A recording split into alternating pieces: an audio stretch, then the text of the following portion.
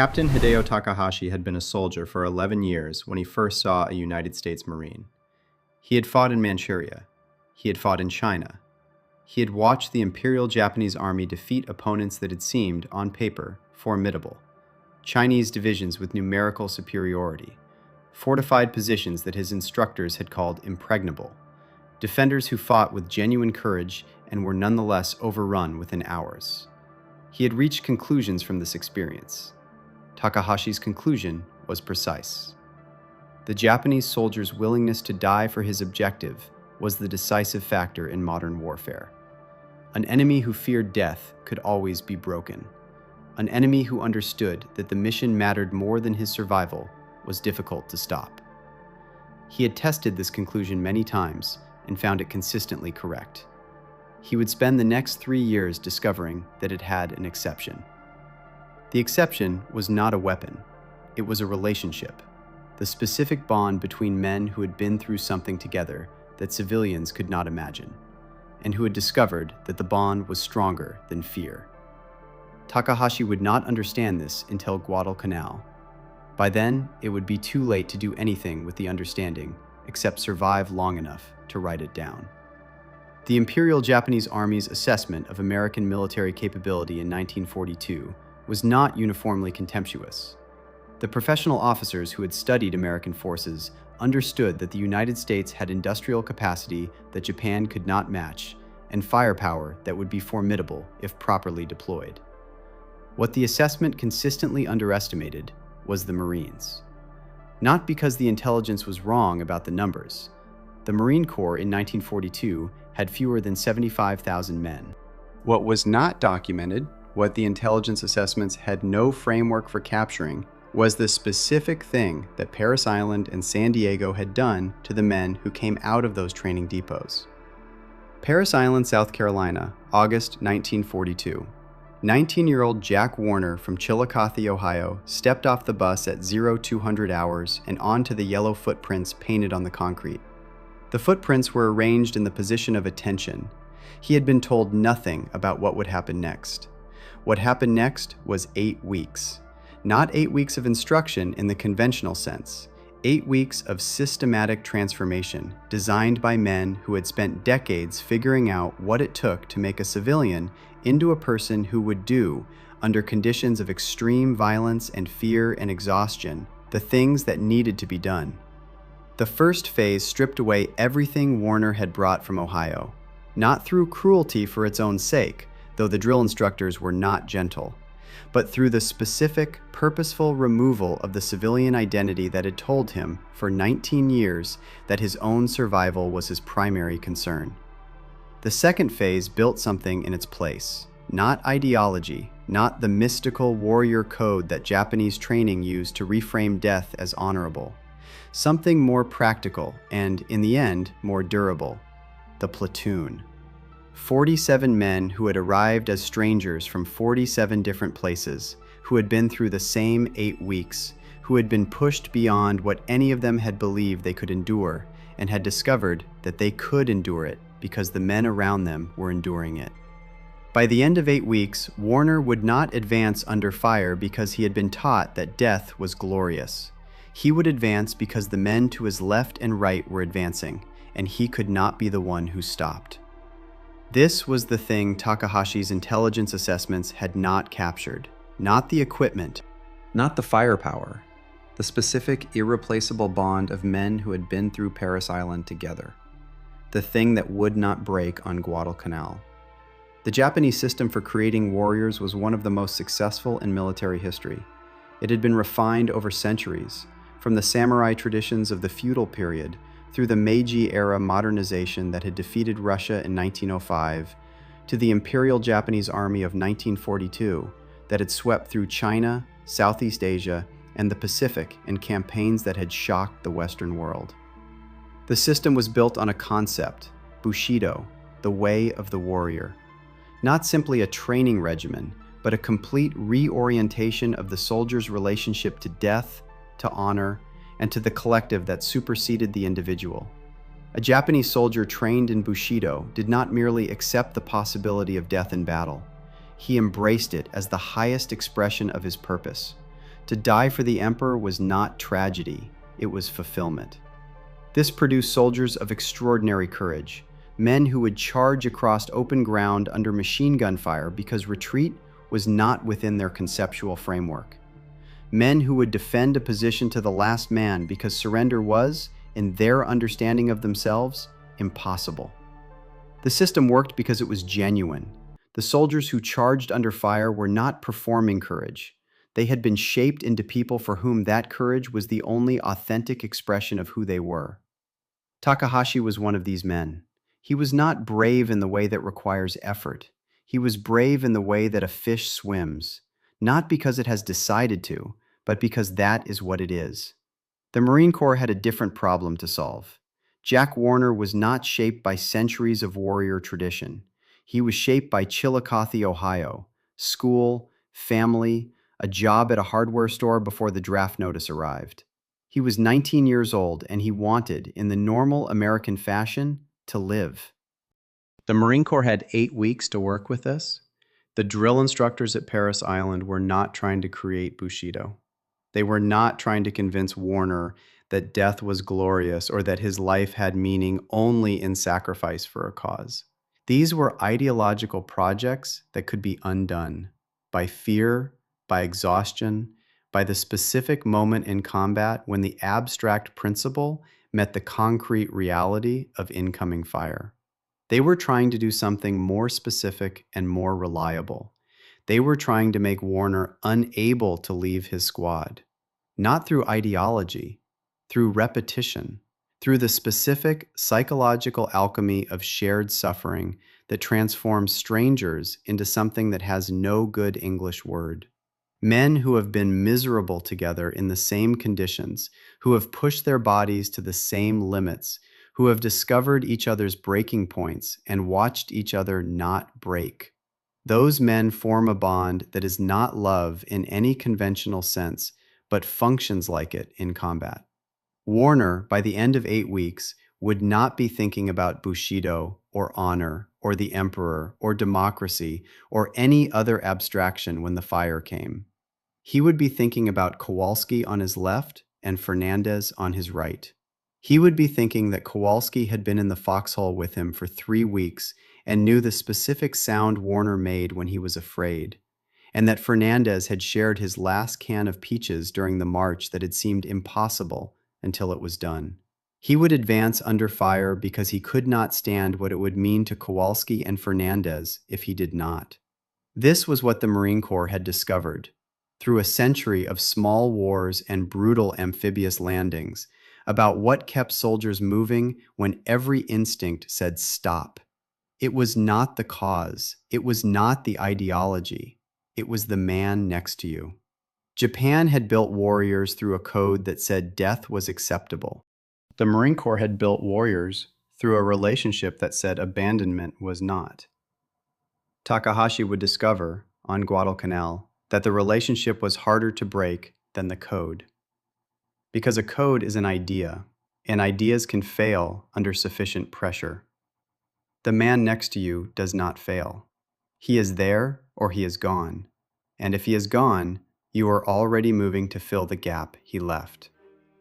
The Marine Corps had been sending men onto defended beaches since 1775. Each time, it had refined the process by which strangers became the kind of men who would die for each other. Parris Island was the distillation of that learning. 8 weeks, 47 men, 1 platoon. The thing that would fight on Guadalcanal. Глава 2. Часть 1. 4575 символов. August 7, 1942. The 1st Marine Division landed on Guadalcanal. The construction troops who scattered into the jungle as the landing craft came ashore were not the soldiers who would define the campaign. Within 2 weeks of the landing, Colonel Kiyonao Ichiki was moving his detachment of 917 elite soldiers along the coastal trail toward the marine perimeter. Ichiki had fought in China. He had a record of success against opponents who, when struck hard and fast with confident aggression, had broken and retreated. His planning documents stated that Americans were not expected to hold fixed positions under determined night attack. The Japanese night assault was proven doctrine. The psychological impact of sudden violence in darkness had broken defenders that daylight attacks could not move. He was wrong about the Marines in the specific way that would prove fatal. In the early hours of August 21st, Ichiki's force crossed the river at Alligator Creek and struck the Marine positions head-on. The Marines were ready. A Coast Watcher scout named Jacob Vuza had been captured and tortured by Japanese forces, escaped, crawled to Marine lines and warned them of the impending attack before losing consciousness. The Marines had pre-registered their weapons on the likely crossing points. They had interlocking fields of fire designed for exactly the frontal assault that Japanese doctrine favored. When it was over, approximately 800 of Ichiki's 917 men were dead. Japanese headquarters at Rabaul received the message that the detachment had been almost annihilated and initially dismissed it as an error. The message was accurate. Takahashi was not at the Tenaru. He was in the second wave of reinforcements. He learned what had happened from survivors who filtered back to the jungle camps, men who had seen things that didn't fit the framework Ichiki's planning documents had assumed. He wrote in his diary on September 3rd, "The Marines did not retreat when struck. They held and counterattacked. This is not American behavior as we were told to expect." Takahashi was a professional soldier who had built his understanding of American military capability on the intelligence assessments he had been given, the experience of China where similar approaches had produced different results.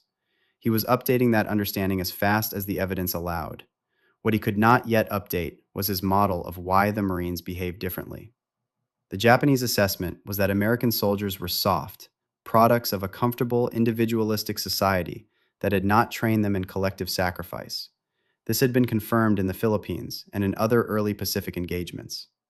What Ichiki had found at the Tenaru, what Takahashi was absorbing from survivor accounts, was that the Marines were not the soldiers that the assessment described. They had held under a night assault that should have broken them. They had counterattacked at dawn. They had pursued Ichiki's survivors into the jungle and killed most of them. This was not the behavior of men motivated by ideology. Ideology says, hold this position because it is worth holding. When ideology is the only thing between a soldier and his instinct to survive, ideology can fail. This was the behavior of men motivated by something closer to what Takahashi himself felt when he fought alongside men he had trained with and trusted.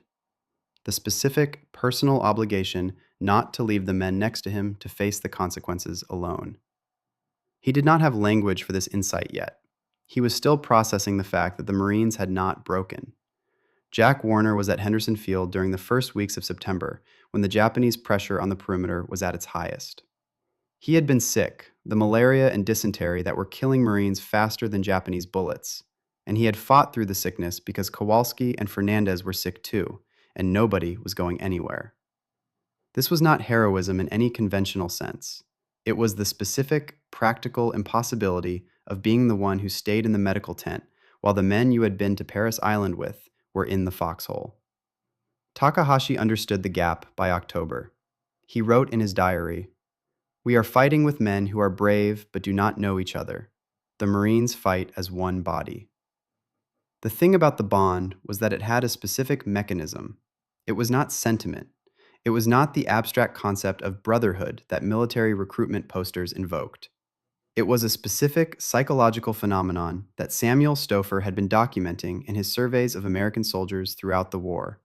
The finding that the primary driver of combat motivation was not ideology, not patriotism, not the cause, but the specific men in the immediate unit who were watching. The Marine Corps, without knowing about Stouffer's surveys and without having formally theorized what it was doing, had been engineering this phenomenon since 1775. Parris Island created the mechanism. The platoon arrived as 47 strangers. The drill instructor's first task was to make the strangers miserable in exactly the same ways at exactly the same times. The pre-dawn formations. The physical training that pushed every man to his individual limit. The constant evaluation and constant criticism. The specific experience of failing individually and being held accountable collectively. If one man failed, the platoon suffered. If the platoon failed, the man who had caused the failure faced not the anger of authority, but the specific, harder weight of having let down 46 people who were suffering because of him. This created, across 8 weeks, a web of obligation and debt that went in every direction simultaneously. Warner owed Kowalski for not saying anything the night Warner had frozen during a training exercise. Kowalski owed Fernandez for covering during the rifle qualification when Kowalski's score had fallen short. Fernandez owed the whole platoon for the time he had been the reason they did an extra hour in the sand. The debts were not spoken of. They were not ledgered. They existed as a social fact, the specific understanding that the men around you had suffered alongside you and on your behalf, and that this created an obligation that was older and more fundamental than any military code. In combat on Guadalcanal, this network of obligation was what kept Warner in the foxhole when the malaria made him so weak he could barely hold his rifle. Not duty, not patriotism, not the fear of what officers might do if he retreated, the fear of what Kowalski's face would look like.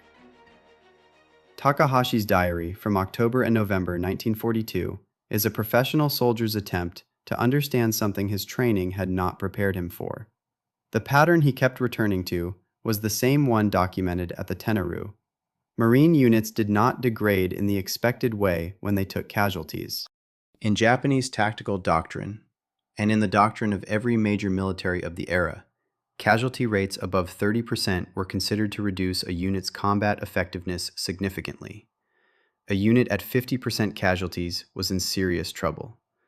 Marine units on Guadalcanal were fighting at casualty rates that Japanese doctrine defined as catastrophic, and maintaining combat effectiveness the doctrine said was impossible. Takahashi's explanation, arrived at through weeks of observation, was close but not quite there. The Marines do not fight for their individual lives or for abstract principles. They fight for each other. When a Marine dies, the others fight harder, not less hard. I do not understand the mechanism of this. He was very close. The mechanism was Parris Island. The mechanism was 47 strangers who had been made into something that had no clean name. Not family, not team, not unit. Something in between, created by the combination of shared suffering and shared achievement and the weight of obligations that run in every direction simultaneously. An ideology can be questioned. An ideology, when the evidence against it becomes overwhelming, can be abandoned. The man next to you cannot be questioned. He is there. He has been there every day of the worst thing you have ever done. He does not need you to believe in anything. He needs you to be in the foxhole. This was what Takahashi was observing without quite naming. This was why the Marines kept fighting when ideology would have broken. Glava 3. Часть 1. 4432 символа. November 20th, 1943. Tarawa Atoll, Gilbert Islands. Rear Admiral Keiji Shibasaki had been studying the Marines for a year.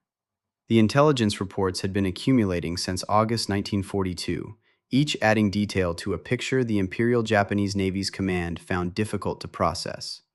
Not because the information was unclear, because the information contradicted the foundational assumptions of Japanese military planning. Shibasaki had built Bushido Island, a 291-acre strip of coral and palm trees, into the most heavily fortified position in the Central Pacific. 14 coastal defense guns, 48 artillery pieces, more than 500 reinforced concrete pillboxes and bunkers. The beaches were mined. The reef approaches were covered by artillery, pre-registered to the points where landing craft would have to slow down. He is reported to have said that 1 million men could not take Tarawa in 100 years. He had 14 months of intelligence reports telling him the Marines were not easily stopped. He had built a fortification that he believed would stop them regardless. On the morning of November 20th, the 2nd Marine Division began its assault. A tidal miscalculation left the landing craft stuck on the reef 500 yards from the beach. The Marines climbed out and waded, chest deep, rifles above their heads, through 500 yards of water under fire from 500 fortified positions. The first wave took 75% casualties before reaching the beach. More Marines came. This was the fact that Shibasaki's planning had not fully absorbed. Not the fact of casualties. He had planned for casualties, had built his defenses to maximize them. The fact that casualties in the first wave did not stop the second wave, or the third. The Marines who reached the beach had watched the men ahead of them die in the water. They were in many cases the survivors of sections and squads whose other members were dead or wounded in the lagoon behind them. They attacked.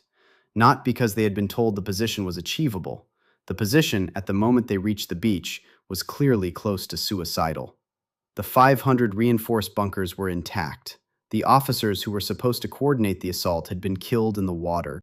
They attacked because the alternative was to wade back through 500 yards of fire to the reef, and because the men who were still moving on their left and right were moving forward, and because stopping was something that Parris Island had made structurally unavailable as an option. The Marines took Tarawa in 76 hours, 1,009 Marines killed, 2,101 wounded, in 76 hours, on an island roughly the size of a large farm in Ohio. Of the 4,500 Japanese defenders, 17 survived. The rest died in the fortifications that Shibasaki had designed to be impregnable. The Japanese High Command's analysis of Tarawa acknowledged something that no amount of defensive preparation had been able to solve. The Marines had continued to attack despite casualty rates that would have stopped any other force. Not because the Marines were suicidal, because the structure of the Marine squad, the specific bonds built at Parris Island, maintained through Guadalcanal and the Solomons, made stopping functionally impossible. A man does not stop advancing when the men around him are still advancing, even when advancing means crossing 500 yards of water under fire, especially then, because the men who do not stop are watching, and a Marine cannot be the one who is watched stopping. This was the mechanism Takahashi had been unable to name. By the time of Tarawa, he was no longer on Guadalcanal. He was in a hospital on Truk, recovering from the malaria that had reduced Japanese forces on Guadalcanal to shadows of their former effectiveness. He read the reports about Tarawa from his hospital bed. He wrote in his diary, "If I had understood this 1 year ago, perhaps nothing would have changed, but I would have known what we were facing." Glava 3, Часть 2. Japan had a word for the warriors it was trying to create. The word was bushido, but the concept ran deeper. It was a complete philosophical framework for the relationship between the soldier and death, between the individual and the collective that transcended him. The framework had been encoded into Japanese military training with extraordinary thoroughness. Recruits were taught not just tactics and weapons, but a complete restructuring of their relationship to their own survival. The individual who placed his life above his duty had failed at the fundamental level, had revealed that the training had not completed the transformation it was designed to complete. This was a powerful system. It had produced soldiers who would fight to the last man with a consistency that no other military tradition had matched. It also had a structural vulnerability that the Marine Corps, through trial and error rather than theory, had designed around. The vulnerability was this: the framework was ideological. Ideology can be installed. Ideology can be reinforced through years of training and cultural pressure. Ideology can be made to feel like identity rather than belief. But ideology, in the specific conditions of extended combat, the malaria and dysentery of Guadalcanal, the starvation of the later island campaigns, the months of watching the men you had trained with die in positions that could not be held, eventually encounters its limit. Not because the men who held it were weak, because ideology is a mental structure, and mental structures can be worn down by physical reality. The Japanese soldiers dying of starvation on Guadalcanal by early 1943, headquarters eventually evacuated 17,000 men, whose effectiveness had been destroyed not by Marine bullets, but by lack of food, had not abandoned Bushido. They had encountered what no ideology can address: the body's demands on the mind when the body is failing. The Marine Corps had not tried to solve this problem ideologically. It had solved it structurally. The squad created a motivation that was not in the mind, but in the relationship. Warner was not fighting for an idea. He was fighting for Kowalski and Fernandez. And this web of obligation was not a mental structure that could be worn down by physical reality. It was a physical reality itself. The man next to you is not an abstraction. He does not become abstract when you are sick or cold or hungry or afraid. He becomes more concrete. The specific, present fact of another human being in the same foxhole, sick the same as you, afraid the same as you, watching you the same as you are watching him. This is why the Marine Squad did not degrade under the conditions that degraded Japanese units. Not because the Marines were tougher, because the thing that kept them fighting was not in their heads, where the malaria and the starvation and the fear could reach it. It was in the 12 feet of foxhole between Warner and Kowalski. Takahashi, in his hospital on Truk, was arriving at the same conclusion through a different path. He understood what kept men fighting because he had felt it himself. The specific obligation to men he had trained and fought with. The impossibility of the alternative. What the intelligence reports from Tarawa were making unmistakable. The Marines had built this into their institutional structure in a way that the Imperial Japanese Army had not. The IJA relied on bushido to create obligation. Bushido was an idea. The Marine Corps relied on Parris Island to create obligation. Parris Island was an experience. The experience survived when the idea could not. He wrote in his diary from Truk in December 1943, "We have been trying to create warriors through doctrine. The Marines create them through each other. I think this is the difference." He was right. He was too late. The island campaigns had more than a year left to run. And in that year, Warner and the men who had been through Parris Island would continue to advance across the Pacific. Not because they had been taught that death was honorable, but because the men to their left and right were advancing, and the alternative was being the one who stopped. There was no ideology in that foxhole. There was only Kowalski and Fernandez and the weight of what it would mean to let them down. The Marines called it brotherhood. It was something more practical than brotherhood. It was the reason they kept coming. General Tadamichi Kuribayashi was the most honest senior officer in the Imperial Japanese military. Not because he was a better man than his colleagues, because by the time he was assigned to defend Iwo Jima in the spring of 1944, the evidence had accumulated to the point where honesty was the only professional response. He had read the intelligence reports from Guadalcanal. He had studied the assault on Tarawa. He had followed the island-hopping campaign with the attention of a man who understood that it was coming for him specifically. His conclusion was precise and unsentimental. He could not stop the Marines. Not because his men would not fight. They would fight and die with a courage that matched anything in the history of Japanese arms. Not because the fortifications were insufficient. He would spend 10 months building 15 miles of tunnels, bunkers designed to withstand naval bombardment, overlapping fields of fire that turned the entire island into a killing ground. The Marines would still take the island. He knew this because he had read what happened to Shibasaki's fortifications at Tarawa, what happened to Ichiki's elite infantry at Guadalcanal. The pattern of the island campaign was clear enough that any professional soldier with access to the intelligence record could see it. Marine units that took casualties continued attacking. Marine units that lost their officers continued attacking. Marine units reduced to 30% strength continued attacking. The Marine Corps had built something that did not stop. Kuribayashi stopped planning for victory and started planning for time. His mission was not to defeat the Marines, but to make them pay the maximum price for every meter of ground, to demonstrate to the American public that invading Japan itself would cost more than they were willing to pay. He banned banzai charges. He ordered his men to fight from their fortifications, to die in the tunnels and bunkers rather than in open charges across ground swept by Marine firepower. He wrote to his wife in January 1945, "I am asked to defend Iwo Jima. We will defend it. But defending it is not the same as holding it." On February 19, 1945, 70,000 Marines began landing on the black volcanic sand. The first waves suffered catastrophic casualties from pre-registered Japanese artillery. Marines died by the hundreds in the first hours. More Marines came. Kuribayashi, watching from his command post, had known they would come. He had built his defenses to kill as many of them as possible.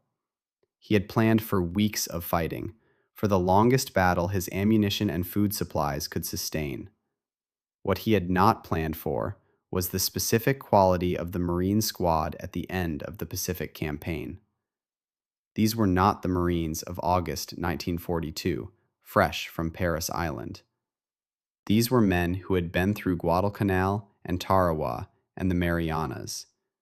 Men who had watched most of the people they had trained with die and had kept fighting. The thing that Parris Island had built, the island campaigns, had tempered. Warner landed on Iwo Jima with the 4th Marine Division on February 19th. He was 22 years old. He had been at Guadalcanal. He had been at Tarawa. He had malaria that would return every few months for the rest of his life. He did not think about Kuribayashi, or the 15 miles of tunnels, or the strategic significance of the island. He thought about the men in his squad. He thought about what it would mean to stop when they were still moving. He did not stop. This is what Kuribayashi had correctly identified and could not prevent. Not the firepower, not the numbers. The specific impossibility of stopping. Built at Parris Island in 1942, maintained through everything the Pacific had put in its way, present on the black volcanic beach in February 1945. Parris Island, Guadalcanal, Tarawa, Iwo Jima. The same bond, the same mechanism, the same answer to why they kept coming. Kuribayashi understood this by March, when his position had become untenable and his ammunition was running low. He sent a final message to Tokyo. The Americans will take this island. My men have fought with great honor. We have killed many of them. They did not stop. The statistics of Iwo Jima tell one version of the story. 36 days of fighting, 70,000 Marines committed, 6,821 killed, 19,217 wounded. Of the 21,000 Japanese defenders, 216 survived to be taken prisoner. The rest died in the tunnels and bunkers and caves that Kuribayashi had spent 10 months building. The numbers are accurate.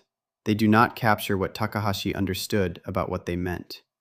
He had been a soldier for 17 years by February 1945. He had fought in China. He had survived Guadalcanal.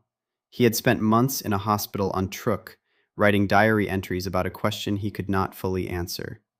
He had watched the Marine Corps take island after island in a campaign that his training had told him should have been stopped at Guadalcanal, but that had instead continued, inexorably, until it was approaching the home islands. The answer that Takahashi had written in his diary from Truk was close. We have been trying to create warriors through doctrine. The Marines create them through each other. What the statistics of Iwo Jima demonstrated was the durability of that mechanism under the most extreme test the Pacific War had produced. 6,821 Marines killed. The bond held. Units reduced to a fraction of their original strength. The bond held. 3 years of the worst fighting in the Pacific, campaign after campaign, the accumulated weight of loss and exhaustion. The bond held. Not because the Marines were indifferent to their casualties, because the bond was not located in the men who had died. It was located in the men who were still alive, still in the foxhole, still watching each other the way that 47 strangers had started watching each other on the sand flats of South Carolina in 1942. The dead were gone. The watching continued. Takahashi wrote his final diary entry on April 1st, 1945, the day the Marines landed on Okinawa. He had been there for 3 months, helping prepare defensive positions. He understood that the defenses on Okinawa would not stop the Marines any more than the defenses on every previous island had stopped them. He wrote, "Tomorrow the Marines will land. I have watched them for 3 years, and I understand what they are now. They are not demons. They are men who cannot leave the men next to them. This sounds simple. In practice, it is the hardest thing in war to defeat because it does not live in their minds where fear could reach it. It lives between them. He paused. Then, it lives between them and it does not break. He survived Okinawa. He was taken prisoner in the final weeks of the campaign, repatriated to Japan in 1946. He kept the diary. In 1952, a researcher working on the official history of the Pacific War interviewed him. The researcher asked what made the Marines different from other American forces. Takahashi thought for a long time. He said, "Other American forces fight well when conditions are favorable. The Marines fight the same when conditions are impossible. The answer is not complicated. They cannot stop because the man next to them has not stopped." He paused. "We tried to build this through bushido, through the code of the warrior. The code says, death before dishonor. The Marines built it through something simpler. The man next to you is watching. That is enough." Jack Warner went home in December 1945. He took the train from San Francisco to Columbus, Ohio, then a bus to Chillicothe. His mother met him at the station. He was 22 years old, and he had been gone for 3 years, and he looked, his mother said later, like someone who had come back from somewhere she would never be able to fully imagine. She was right about that. He went back to work at the hardware store in January 1946. The owner, who had held his job, was glad to have him back. Warner noticed over the first months that he had a specific quality he hadn't had before the war. He was calm, not the flat calm of a man who had been broken, the specific, earned calm of a man who had been through things that made the problems of a hardware store in Ohio look entirely manageable. A difficult customer was not difficult. A supply problem was not a problem. Warner married a woman named Helen in 1947. They had 3 children. He ran the hardware store eventually. The owner retired and Warner bought the business. He was a good businessman in the way that combat veterans are sometimes good at business. A realistic assessment of what constituted an actual problem, and genuine problems he addressed directly. He did not talk about the war, not because it had broken him, because it was his, and the men he had been with were his, and the weight of what they had shared was not something that translated into conversation at the hardware store or at dinner. Kowalski had died on Iwo Jima. Fernandez had lost a leg on Tarawa and gone home early. Warner had not seen Fernandez after 1943, but he knew, in the way that the bond of the Marine Squad created knowledge, that Fernandez was alive somewhere, and that what they had shared was as present for Fernandez as it was for him. He wrote Fernandez a letter in 1947. They corresponded occasionally for the rest of their lives. The letters were not about the war. They were about their families, their work, the ordinary details of ordinary lives. But the fact of the correspondence, the specific choice to maintain a connection with a man he had met at Parris Island in 1942 and shared the worst years of his life with, was the civilian expression of the same mechanism that had kept him in the foxhole. The bond did not require combat to sustain itself. It required only acknowledgement, the ongoing recognition that what they had shared was real, and that the men they had shared it with were still there. Takahashi lived in Osaka after the war. He worked for a trading company. He raised 2 sons who grew up in a Japan making its peace with what the war had been and what it had cost. He kept the diary in a desk drawer. He did not publish it. He was not a man whose private observations deserved publication. He had been a soldier who had done his job and watched the enemy do theirs, and tried to understand the difference between what he had seen and what he had expected to see. In 1952, the interview with the researcher had given him the opportunity to say, in plain language, what 3 years of diary entries had been circling. The man next to you is watching. That is enough. He thought about this sometimes. He thought about what it would have meant if the Imperial Japanese Army had understood this in 1942. He did not know if it would have changed the outcome. The American industrial capacity alone made any alternative difficult to imagine. But he thought the fighting would have been different. He thought some of the things that had broken Japanese units, the starvation, the disease, the months of combat that reduced men to shadows, might have broken less quickly if the men had been held together not by an ideology that physical reality could wear down, but by the structural bond that did not live in the mind. He was a professional soldier, not a military theorist. He knew what he had seen and had tried to understand it honestly. What he had seen was a force that did not stop. What he had understood, eventually, was why. Not demons, not warriors shaped by a mystical code that transcended death. Men who had been through Parris Island together. Men who had been in the same foxhole on Guadalcanal. Men who could not stop because stopping meant leaving the man next to them, and leaving the man next to them was the one thing that 3 years of the Pacific had made structurally impossible. Simple. Not easy. Simple. The Marine Corps still exists. It is still the force that other forces are measured against when the question is, what happens to human beings under the most extreme conditions that warfare produces? Still the force that gets sent first, that takes the objectives that other units cannot take, that maintains a culture so specific and deliberately maintained that it functions as its own civilization within the larger civilization of the American military. The training is different now. 8 weeks has become 13. The weapons are different. The islands are not islands anymore. The mechanism is the same. Parris Island still exists. The yellow footprints are still on the concrete. Strangers still arrive at 0200 hours and are told nothing about what will happen next. The specific process of making 47 people into something that has no clean English name still happens on the same sand flats where it happened in 1942. The bond that comes out of it is the same bond. The mechanism that made those platoons what they were has been passed forward, intact, through every generation. Korea, Vietnam, the Gulf, Iraq, Afghanistan. This is the thing that Japanese commanders from Ichiki to Shibasaki to Kuribayashi identified and could not defeat. Not the firepower, not the numbers.